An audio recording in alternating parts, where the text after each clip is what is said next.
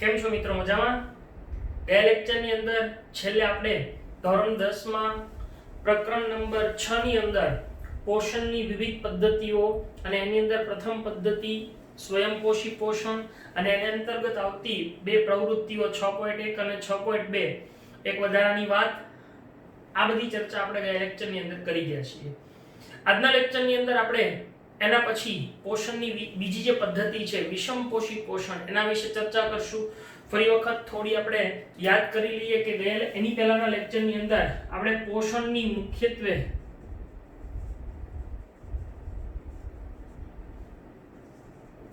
બે પદ્ધતિઓની વાત કરી હતી. એક સ્વયંપોષી પોષણ પદ્ધતિ અને એક વિષમપોષી પોષણ પદ્ધતિ. ઓકે, વિષમપોષી પોષણ પદ્ધતિ અંતર્ગત આપણે મુખ્યત્વે ત્રણ પેટા પ્રકારોની ચર્ચા કરવાની છે.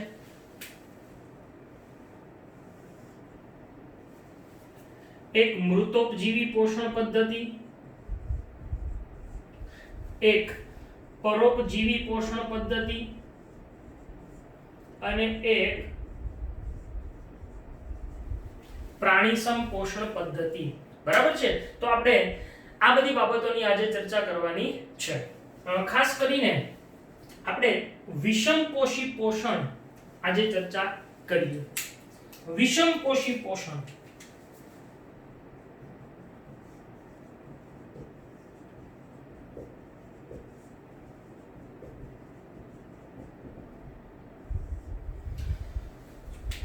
આપણી આસપાસના જે સજીવો છે એ મોટા ભાગે જે ખોરાકનો ઉપયોગ કરે છે પોષણ માટે, એ ખોરાક એની ગ્રહણ કરવાની પદ્ધતિ એ જુદી જુદી હોઈ શકે અને એનો આધાર એ ખોરાક કયા પ્રકારનો છે એના ઉપર રહેલો છે. સામાન્ય રીતે ખોરાક એ બે સ્વરૂપે આપણને પ્રાપ્ત થાય છે. કાં તો એ સ્થિર અવસ્થામાં હોય અથવા તો એ ગતિશીલ હોય. આપણે ઉદાહરણ દ્વારા સમજીએ કે જે ખોરાક છે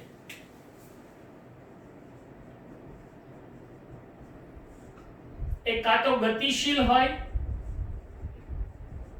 અથવા તો સ્થિર હોય. જેમ કે ઘાસ છે, કોઈ વનસ્પતિ છે તો એ સ્થિર છે. હવે એને ખાનારા સજીવો છે જેમ કે ગાય હોય, હરણ હોય, સસલું હોય કે એવું આવા જે સ્થિર હોય એને ખાઈ લે છે. તો આવા સજીવો છે એ આવા સ્થિર ખોરાકને સરળતાથી પ્રાપ્ત કરી શકે છે. બરાબર? એટલે સ્થિર ખોરાકનું ઉદાહરણ છે ઘાસ અથવા અન્ય વનસ્પતિઓ. જ્યારે ગતિશીલ કે કોઈ સજીવ બીજા સજીવને શિકાર કરવા માટે એની પાછળ દોડી અને એનો શિકાર કરીને ખાય છે ત્યારે એ ગતિશીલ ખોરાક છે. જેમ કે હરણ, સસલું. તો હરણ એ જ્યારે પોતે ચરતું હોય ત્યારે જો અન્ય હિંસક પ્રાણી જેમ કે સિંહ કે વાઘ હોય તો એની ઉપર હુમલો કરીને એને ગતિશીલ હોય જે હરણ હોય દોડતું હોય એની પાછળ સિંહ દોડી એનો ખોરાક તરીકે ઉપયોગ કરે છે. તો આમ અહીંયા આપણે સિંહ માટે હરણ એક ગતિશીલ ખોરાક છે. હરણ, સસલું વગેરે.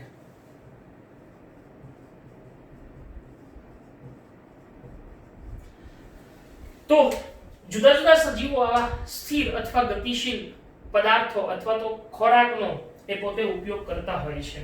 પરંતુ અહીંયા મુખ્ય વાત એ છે કે વિષમપોષી પોષણની અંદર સજીવો જે ખોરાકને ગ્રહણ કરે છે એ એના જટિલ સ્વરૂપમાં હોય અને એ જટિલ સ્વરૂપના ખોરાકને ગ્રહણ કરવા માટે જે સજીવો છે એ જુદી જુદી પદ્ધતિઓ દર્શાવે છે. એટલે વિષમપોષી પોષણની અંતર્ગત આપણે આવી ત્રણ જુદી જુદી પદ્ધતિઓને સમજવાની છે.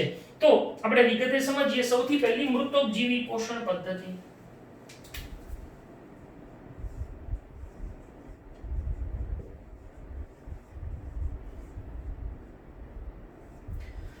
જ્યારે કોઈ સજીવ એ જટિલ ઘટકોનું, જટિલ પદાર્થોનું પોતાના શરીરની બહાર, ખાસ આ શબ્દને ધ્યાને લેવાનો છે, શરીરની બહાર સૌપ્રથમ એનું વિઘટન કરીને એને સરળ સ્વરૂપમાં ફેરવે અને ત્યારબાદ એ આ જે બહાર જેનું જટિલ સ્વરૂપનું સરળમાં રૂપાંતર કર્યું હોય એને પછી પોતાની શરીર દિવાલ દ્વારા શોષણ મેળવે છે. આ બે શબ્દો ખાસ અગત્યના છે. એક શરીરની બહાર એનું વિઘટન કરે અને શરીર દિવાલ દ્વારા એ વિઘટિત પદાર્થનું શોષણ કરીને એમાંથી પોષણ મેળવે. તો આવી પદ્ધતિ છે એને મૃતોપજીવી પોષણ પદ્ધતિ કહેવાય અને સામાન્ય રીતે મોટા ભાગે બધી ફૂગ છે એ મૃતોપજીવી પોષણ દર્શાવતી હોય છે, જેમ કે યીસ્ટ છે, મશરૂમ છે કે કોઈ તંતુમય ફૂગ હોય ઈ આવી મૃતોપજીવી પોષણ પદ્ધતિ માત્ર મૃત અથવા સડતા કાર્બનિક પદાર્થોમાંથી જ એ પોતે પોષણ મેળવતા હોય તો આવી પદ્ધતિ એને મૃતોપજીવી પોષણ પદ્ધતિ તરીકે ઓળખવામાં આવે છે. તો આ પદ્ધતિની અંદર સજીવો પોતાના શરીરની બહાર શું કરે છે? જટિલ પદાર્થોને વિઘટન કરીને એને સરળ સ્વરૂપમાં ફેરવી અને એનું શરીર દિવાલ દ્વારા શોષણ કરી અને એમાંથી પોતાનું પોષણ મેળવે તો આવી પદ્ધતિને મૃતોપજીવી પોષણ પદ્ધતિ કહેવાય. આના ઉદાહરણો કયા કયા સજીવો આવું પોષણ દર્શાવે? તો તંતુમય ફૂગ,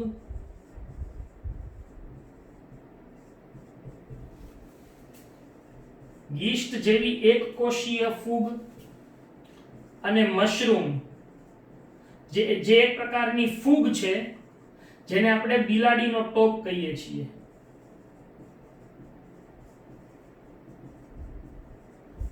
તો આમ આ પ્રકારે મૃતોપજીવી પોષણ દર્શાવવામાં આવે છે. અચ્છા, અહીંયા બીજી પણ એક વાત આપણે લખી શકીએ કે અહીંયા આગળ મૃત કે સડતા પદાર્થો એમાંથી જ પોતાનું પોષણ મેળવતા હોય છે. જો આવા સજીવો એ બીજા સજીવને શિકાર કરીને ખાતા નથી, એ મૃત હોય છે, એમાંથી જ પોતાનું પોષણ મેળવે એટલે તો એને મૃતોપજીવી તરીકે ઓળખવામાં આવે છે. બીજી વાત છે એ ખાસ પરોપજીવી પોષણ પદ્ધતિ. તો પરોપજીવી પોષણ પદ્ધતિ કોને કહેવાય?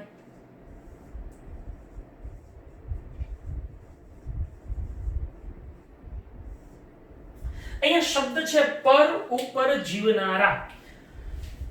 ખાસ કરીને ઘણા લોકોને પરોપજીવી અને વિષમપોષી અથવા તો પરપોષી, વિષમપોષી માટે બીજો એક શબ્દ આપણે વાપરીએ પરપોષી, તો બધાય ઘણી વખત બંને એક વસ્તુ લે છે. હા, ખાસ યાદ રાખજો કે પરોપજીવી એ પરપોષી સજીવનો એક પરપોષી પોષણ પદ્ધતિનો એક પ્રકાર છે.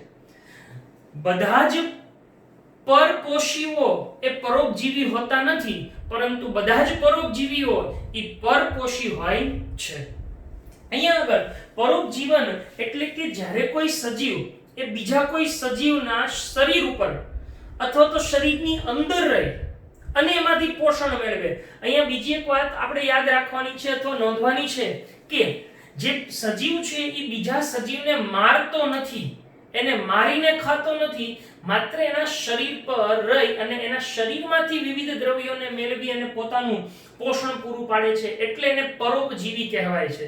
બીજી એક વાત કે પરોપજીવીઓમાં માત્ર પ્રાણીઓ જ હોય એવું નથી, કેટલીક વનસ્પતિઓ પણ પરોપજીવન દર્શાવતી હોય છે.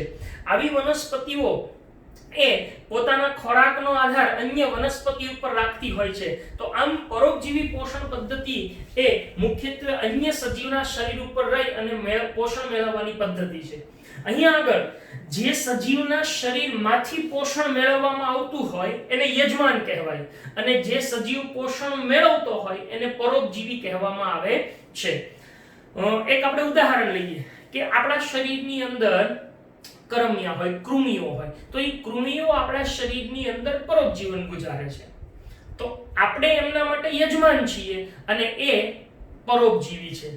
આ પરોપજીવીઓ એ યજમાન સાથે ગાઢ સંપર્કમાં રહે, પણ તેમ છતાં એને કોઈ ફાયદો ન કરે, માત્ર નુકસાન જ કરે. એટલે કે એના શરીરમાંથી વિવિધ દ્રવ્યોને મેળવે છે, એની સામે ઈ કોઈ બીજો પદાર્થ છે એ યજમાનને આપતા નથી.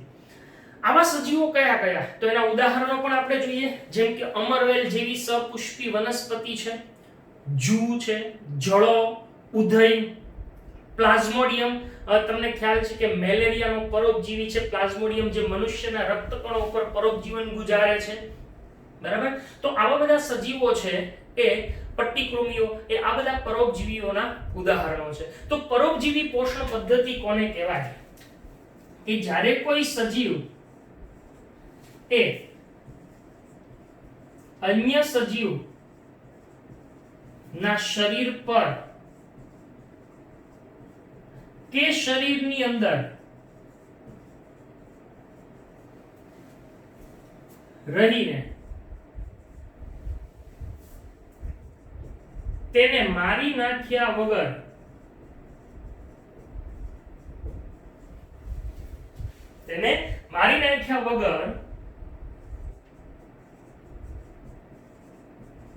પોષણ પ્રાપ્ત કરે તેવી પદ્ધતિને પરોપજીવી પોષણ પદ્ધતિ કહેવામાં આવે છે. અહીં પરોપજીવી પોષણ પદ્ધતિમાં જેના શરીરમાંથી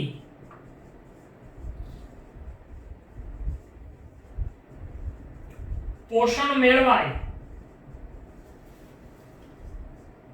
એને શું કહેવામાં આવે? તો કે એને કહેવાય છે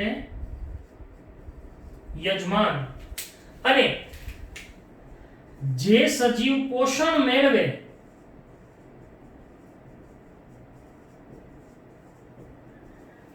એને કહેવામાં આવે છે પરોપજીવી. અહીંયા પરોપજીવી યજમાન સાથે ગાઢ સંપર્કમાં રહે તેમ છતાં એને કોઈ ફાયદો કરતો નથી. અચ્છા, આના ઉદાહરણો તો અમરવેલ એ સપુષ્પી વનસ્પતિ છે.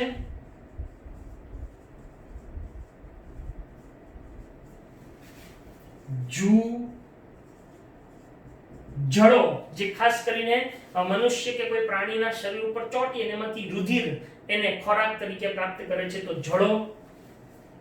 ત્યાર પછી ઉદય, ત્યાર પછી પટ્ટીકૃમિ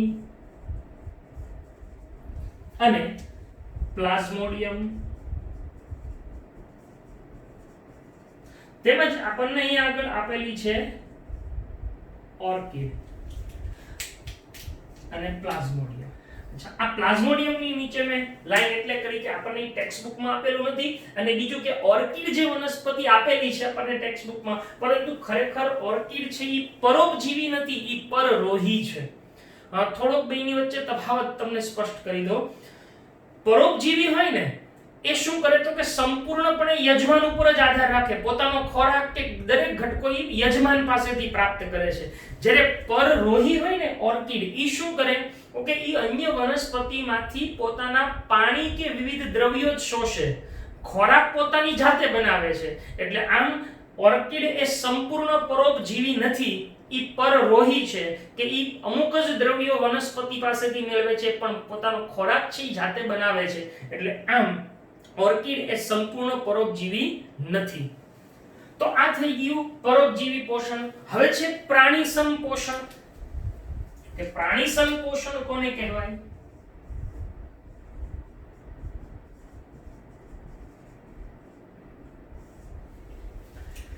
જ્યારે કોઈ સજીવ અન્ય સજીવના સમગ્ર દેહનું એટલે કે આખા સજીવનું અથવા તો એમાંથી કોઈ ભાગનું ભક્ષણ કરી, એનું અંતઃગ્રહણ કરી એટલે કે ભક્ષણ કરી એને શરીરમાં પાચન કરે, પાચન થઈ અને એનું અભિશોષણ કરે એટલે કે પોતાના શરીર દિવાલ દ્વારા એનું શોષણ, એના આંતરડા કે જે આંત્રમાર્ગ દ્વારા એનું શોષણ કરીને એમાંથી પોષણ મેળવતા હોય તો એવી પદ્ધતિને પ્રાણીસમ પોષણ પદ્ધતિ તરીકે ઓળખવામાં આવે છે.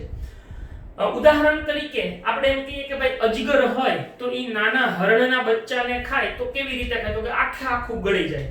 તો ઈ હરણને સંપૂર્ણ સમગ્ર દેહનું અજગરે ભક્ષણ કર્યું. પરંતુ જો ઈ જ હરણના બચ્ચાને સિંહ ખાય તો સિંહ કે વાઘ શું કરશે? એને ફાડીને એમાંથી માત્ર માંસ જ ખાશે, એટલે કે એના અમુક ભાગનો જ ખોરાક તરીકે ઉપયોગ થાય છે. તો આ પ્રમાણે કાં તો સમગ્ર દેહનું અથવા તો કોઈ ભાગનું ભક્ષણ કરી અને એનું પાચન કરીને એમાંથી અભિશોષણ દ્વારા પોષણ મેળવે તો આવી પદ્ધતિને પ્રાણીસમ પોષણ પદ્ધતિ કહેવામાં આવે છે. હવે અહીંયા આગળ જે સજીવ પ્રાણીસમ પોષણ પદ્ધતિ દર્શાવે છે એમના ખોરાકના પ્રકાર અથવા ખોરાક ગ્રહણની જે પદ્ધતિઓ છે એ અલગ અલગ છે. સામાન્ય રીતે અહીંયા આગળ જે સજીવો છે એનો ખોરાકનો પ્રકાર કેવો છે એના આધારે ફરીથી આપણે ત્રણ ભાગમાં વિભાજિત કરી શકીએ છીએ. એક એવા સજીવો કે જેઓ માત્ર વનસ્પતિ કે વનસ્પતિના ભાગોનો જ ખોરાક તરીકે ઉપયોગ કરે છે, તો એવા સજીવોને શું કહેવાય છે? શાકાહારી. બીજા એવા છે કે જેઓ માત્ર ને માત્ર બીજા પ્રાણીઓનો જ ખોરાક તરીકે ઉપયોગ કરે છે, તો આવા સજીવોને આપણે માંસાહારીઓ કહીએ છીએ. અને જ્યારે કેટલાક એવા છે કે જેઓ વનસ્પતિજન્ય કે પ્રાણીજન્ય કોઈ પણ ભાગોનો ખોરાક તરીકે ઉપયોગ કરતા હોય પણ ભૂખ્યા ન રહે, એવા સજીવો એમને શું કહેવામાં આવે છે? મિશ્રાહારીઓ કહેવામાં આવે છે. તો આમ આ પદ્ધતિની અંદર આપણે આવા શાકાહારી, માંસાહારી અને મિશ્રાહારીઓની પણ વાત કરીએ. તો પ્રાણી સંપોષણ કોને કહેવાય? તો કે જ્યારે કોઈ સજીવ એ અન્ય સજીવના સમગ્ર દેહનું કે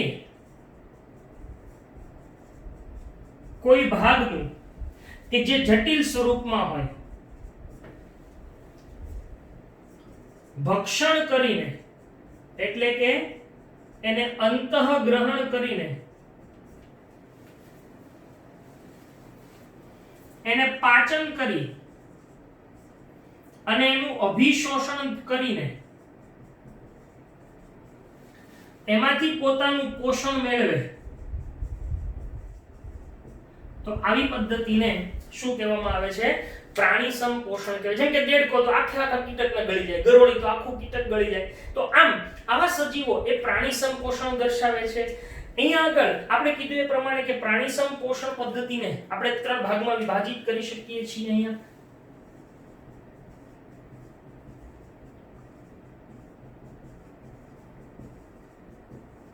ખોરાકના પ્રકારને આધારે આપણે એને ત્રણ ભાગમાં વર્ગીકૃત કરીએ છીએ.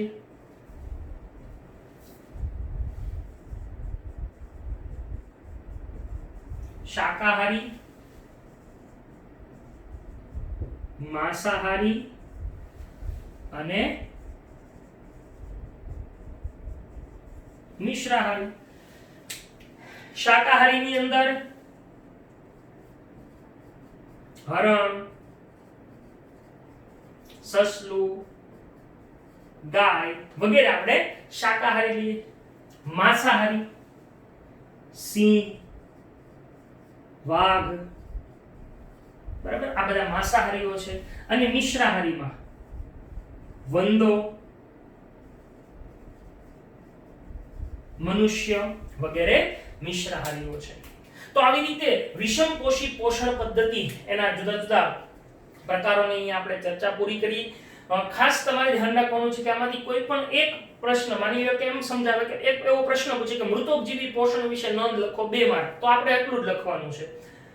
પરોપજીવી વિશે અથવા પ્રાણી સમૂહ કોઈ પણ એક જ તે આપણને 2 માર્ક્સમાં પૂછી શકે. અચ્છા, 3 માર્ક્સની અંદર પણ એમ પૂછે કે ભાઈ પોષણની વિષમપોષી પોષણના બધા જ પ્રકારો સમજાવો, અથવા તો આમાંથી કોઈ એક વાક્યનો સવાલ પૂછી શકે કે ભાઈ મૃતોપજીવી પોષણ દર્શાવતા સજીવોના ઉદાહરણો લખો, પરોપજીવીના ઉદાહરણો લખો, પ્રાણી સમૂહના ઉદાહરણો લખો. આવા કોઈ સ્વરૂપે આપણને પ્રશ્નો પૂછાઈ શકે છે. તો અહીંયા આગળ વિષમપોષી પોષણ પદ્ધતિ પૂરી. હવે પછીનો જે આપણો ટોપિક છે એમાં કે એકકોષી સજીવો પોતાનું પોષણ કેવી રીતે મેળવે છે.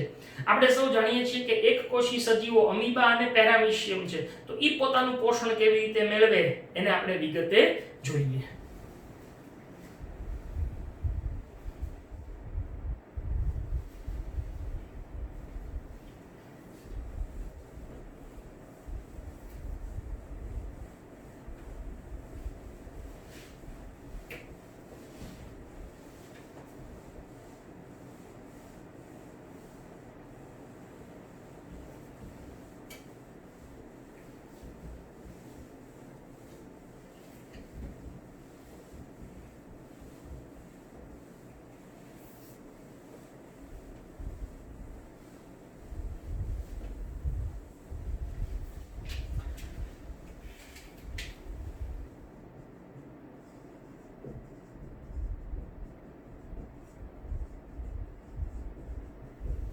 એકકોષી સજીવો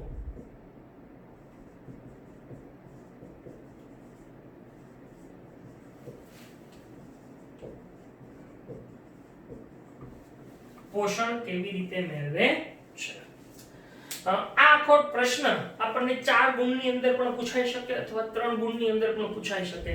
એમાં ખાસ કરીને સ્પેસિફાઈ કે અમીબામાં પોષણ સમજાવો. ક્વેશ્ચન આવા સ્વરૂપમાં પૂછાઈ શકે.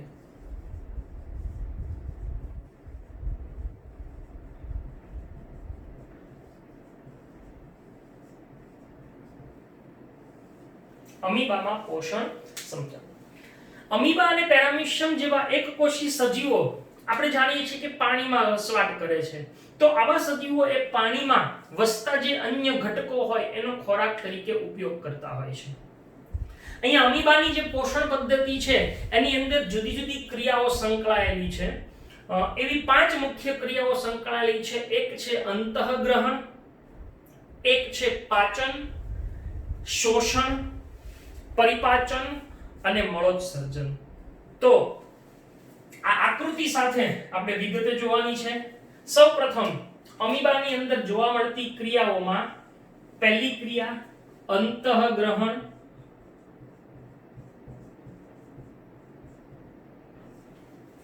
બીજી ક્રિયા પાચન, ત્રીજી ક્રિયા શોષણ, ચોથી ક્રિયા પરિપાચન અથવા એના માટે બીજો એક શબ્દ છે સ્વાંગીકરણ, અને પાંચમી ક્રિયા મળોત્સર્જન. ઓકે, તો આવી 5 ક્રિયાઓ આપણે સમજીએ. અમીબા આપણે જાણીએ છીએ કે અમીબા અનિયમિત આકારનું પ્રજીવ છે. અહીંયા આપણે આકૃતિ દોરીએ છીએ. તો આ રીતે અમીબા એ આવું એકકોષીય અને અનિયમિત આકારનું સજીવ છે. આ એનું કોષ કેન્દ્ર છે અને અહીંયા આગળ એનો કોષ રસ છે.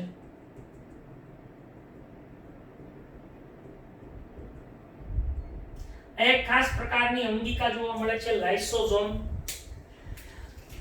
અહીંયા આગળ ખોરાકનો કણ પડેલો છે. તો આ આપણે આકૃતિ એક અહીંયા આગળ 4 આકૃતિઓ એક સાથે દોરવાની છે. એક આવડું આ છે ખોરાકનો કણ, બરાબર.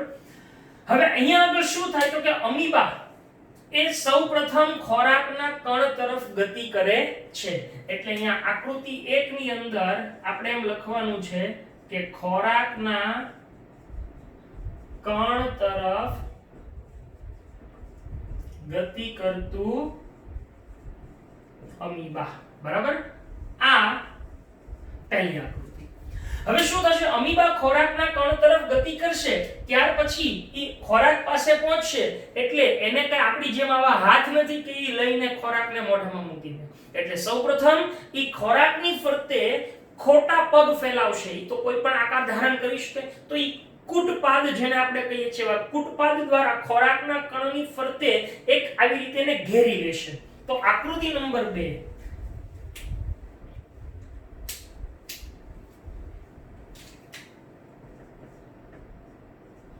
કે જ્યારે આ અમીબા એ હવે ખોરાકના કણ તરફ આવી અને ખોરાકની ફરતે કુટપાદ એટલે કે ખોટા પગ ફેલાવે છે.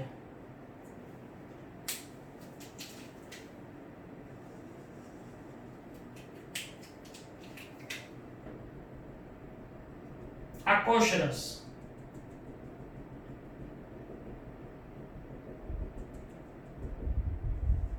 કોષ કેન્દ્ર એ આપણે નામ નિર્દેશન કરી શકીએ.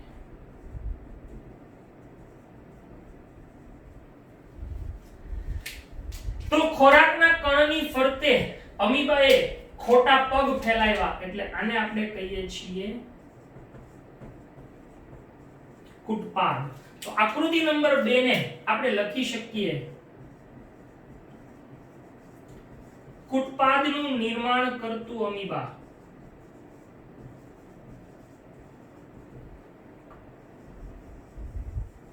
ઓકે, હવે શું કરશે તો કે હવે આ હજી ખોરાક એના શરીરના સંપર્કમાં આવ્યો નથી. હવે આ જે કુટપાદ હોય એનો ટોચનો રસસ્તર વિલીન કરશે એટલે એક ખાસ કોથળી જેવી રચના તૈયાર થાય.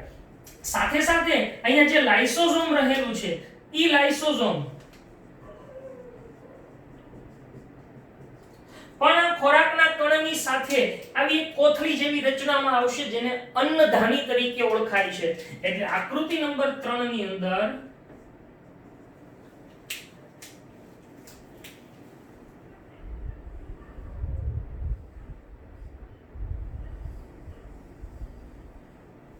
આ રીતે આપણને જોવા મળશે. અહીંયા આગળ ખોરાકનો કણ છે અને એની સાથે આ લાઇસોઝોમ પણ અહીંયા આમાં આવેલું છે અને આ કોષરસ.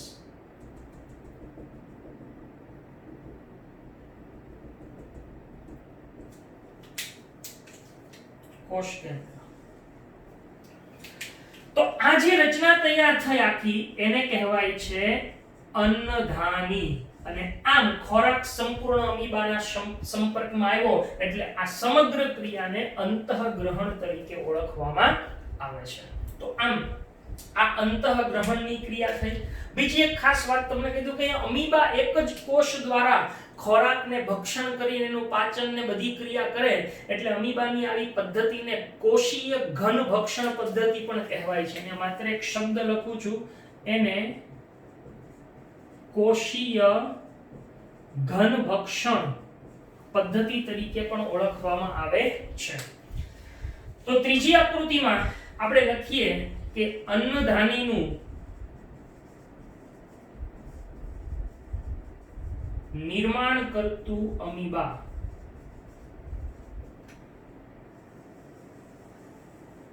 બરાબર. તો અહીંયા આગળની સંપૂર્ણ ક્રિયા એને અંતઃગ્રહણ કહેવાય છે. હવે શું થાય તો કે હવે બીજી ક્રિયા થાય છે પાચન. તો એ આપણે સમજીએ. પહેલા અંતઃગ્રહણની વાત કરીએ તો શું થાય છે. સૌથી પહેલું તો કે અમીબા એ ખોરાકના કણ તરફ ગતિ કરે છે. ત્યારબાદ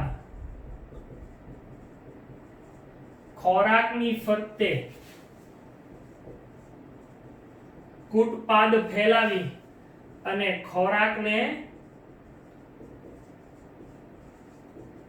સંપૂર્ણપણે આવરી લે છે. ત્યારબાદ ટોચનો રસસ્તર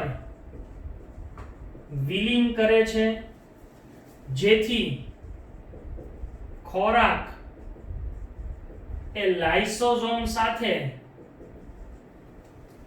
ખાસ એક કોથળી જેવી રચનામાં દાખલ થાય છે અને આવી કોથળી જેવી રચનાને અન્નધાની કહે છે. આમ અન્નધાનીનું નિર્માણ થાય છે. તો આ અંતઃગ્રહણ પૂરું. હવે આવે છે પાચન. તો શું થાય? આ જે લાઇસોઝોમ્સ છે તમે 9મા ધોરણની અંદર ભણી ગયા છે કે એને પાચન કોથળી કહેવાય. એની અંદર પાચક ઉત્સેચકો હોય. તો હવે આ લાઇસોઝોમ છે ઈ ખોરાકના સંપર્કમાં આવે એટલે ઈ ફાટે અને એમાંથી બધા ઉત્સેચકો મુક્ત થઈ અને અન્નધાનીમાં રહેલા ખોરાકનું પાચન કરે છે. આ ક્રિયાને પાચન કહેવાય. એટલે અહીંયા આપણને આવો પણ પ્રશ્ન પૂછાય કે અન્નધાનીમાં રહેલો ખોરાક એ કોના દ્વારા પાચન થાય છે? લાઇસોઝોમના પાચક ઉત્સેચકો વડે એનું પાચન થાય છે. તો પાચનની ક્રિયા અન્નધાનીમાં રહેલા ખોરાકનું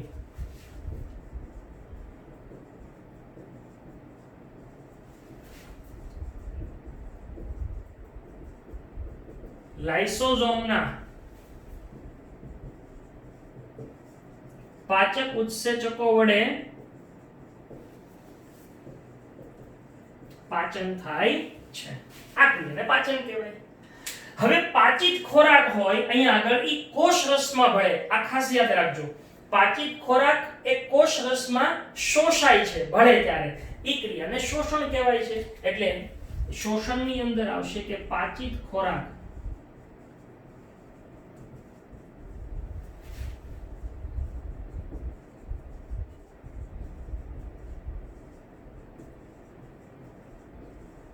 એ કોષરસમાં શોષાય છે. ઈ ક્રિયાને શું કહેવામાં આવે છે? શોષણ તરીકે ઓળખવામાં આવે છે.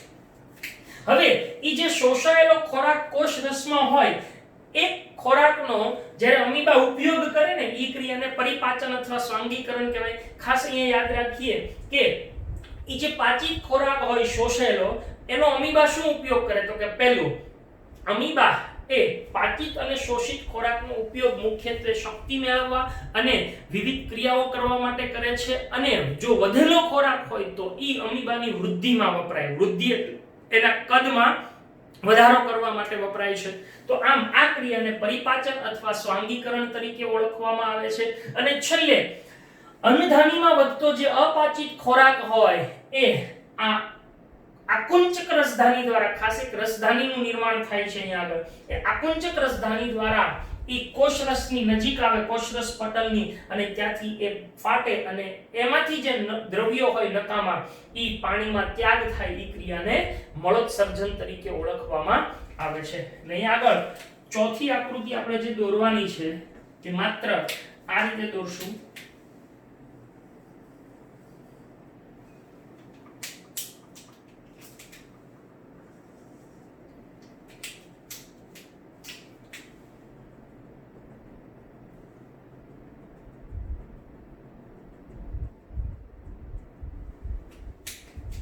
આ ખોરાક છે ઈ કોષરસમાં ભળ્યો, અને અપાચિત ખોરાક એ એક ખાસ પ્રકારની રચના તૈયાર થાય એની અંદર દાખલ થશે, જેની આકૃતિ આપણને નથી આપેલી પણ હું તમને દોરીને સમજાવું છું. એટલે અહીંયા આગળ આવશે કે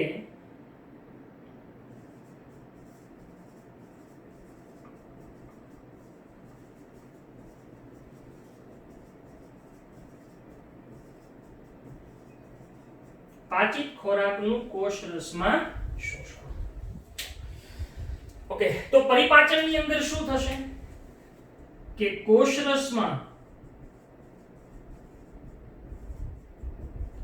શોષાયેલા ખોરાકનો ઉપયોગ એ અમીબા બે ક્રિયા માટે કરે છે. શેની માટે કરે છે? એક શક્તિ અને દેહધાર્મિક ક્રિયાઓ માટે, અને જે વધારાનો ભાગ છે તે અમીબાની વૃદ્ધિમાં વપરાય, તો એને પરિપાચન અથવા સ્વાંગીકરણ કહે છે. અને મળોત્સર્જન માટેની એક આકૃતિ હું વધારે સમજાવું છું એટલા માટે, દોરવા માટે. ખાસ આ અમીબા હોય તો હવે શું થાય કે જે અપાચિત ખોરાક હોય એ આ છે ને, એને આપણે આકુંચક રસધાની કહીએ.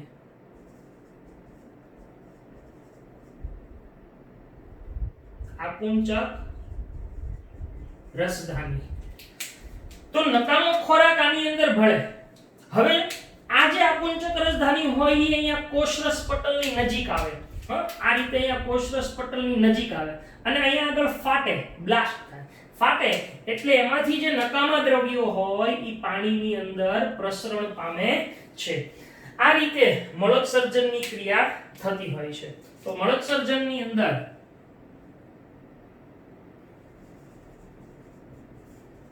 અપાચિત ખોરાક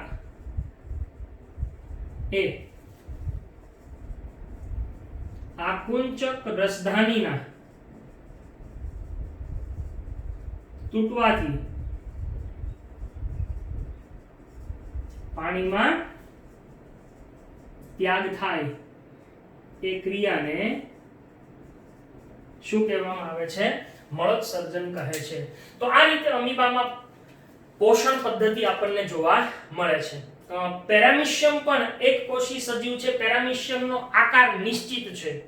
પેરામીશિયમ એ પોતાની ફરતે આવેલા પક્ષો દ્વારા ખોરાકને પોતાની તરફ લાવે છે અને એને ખોરાકને ગ્રહણ કરવા માટે ચોક્કસ ભાગ છે એના મારફતે જ એનામાં ખોરાક શરીરમાં દાખલ થાય છે અને એના પક્ષમો એ શરીરની સંપૂર્ણ સપાટીને ઢાંકી દે છે અને ત્યારબાદની જે પાચનની ક્રિયા છે એ અમીબા જેવી જોવા મળે છે. તો અહીંયા આગળ એકકોષી સજીવોમાં પોષણ એટલે ખાસ અમીબામાં પોષણ પદ્ધતિ પૂરી. આ પ્રશ્ન આપણને આકૃતિ સાથે 4 માર્ક્સમાં પણ પૂછાઈ શકે છે. ઓકે, તો આજે આપણે અહીંયા સુધી રાખીએ. નેક્સ્ટ લેક્ચરની અંદર મનુષ્યમાં પોષણ કેવી રીતે થાય, મનુષ્યનું પાચન તંત્ર અને એની અંદર થતી ક્રિયાઓ આખી આપણે સમજવાની છે.